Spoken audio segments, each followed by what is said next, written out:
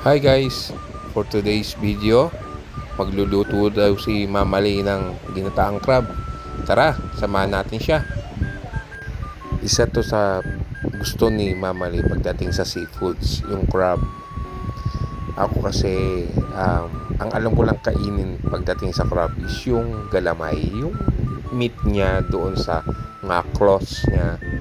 Pero pagdating doon sa katawan, pag binuksan mo na yon, hindi ko na alam kung anong kinakain doon sa hindi. Kaya pagka nag-uulam kami ng ginataang crab, pinapadagdagan ko talaga kay Mama Ray ang kalabasa, yung sitaw, at yung gata. Kasi yun yung uupakan ko. Siya naman yung kakain ng crab. Kaya nung sinabi ni Mama Ray na gusto niya magluto ng crab, hindi na ako hindi. Kasi alam kong favorite niya yung seafood na crab eh.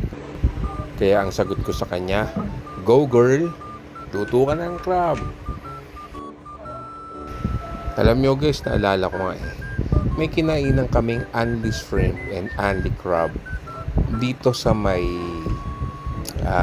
malapit sa likod ng SM Fairview. Hindi ko lang alam kung andun pa siya, pero doon kami nag-Anli crab.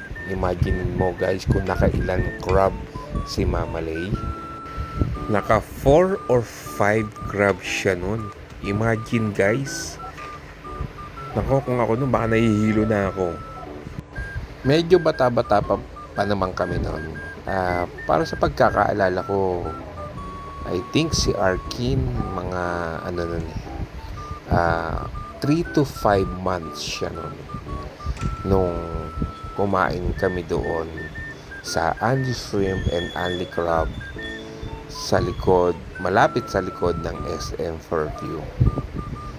At ito na nga pala guys, nilalagyan na ni Mama Lay ng pinigang nyog.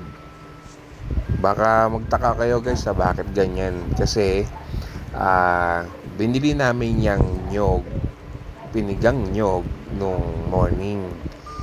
Then sabi kasi ni Mama Lay, dinner namin tong crab. Kaya niref niya muna niya or nilagay niya muna sa ref yung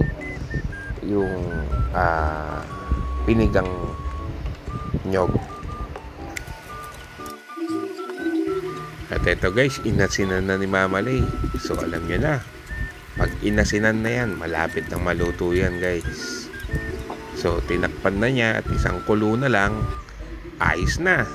Eto na siya guys. Hindi naman sa pambobola guys, masarap yung pagkakaluto ni Mama Lay. So paano guys, hanggang dito na lang. Maraming salamat. Hanggang sa muli. Bye bye.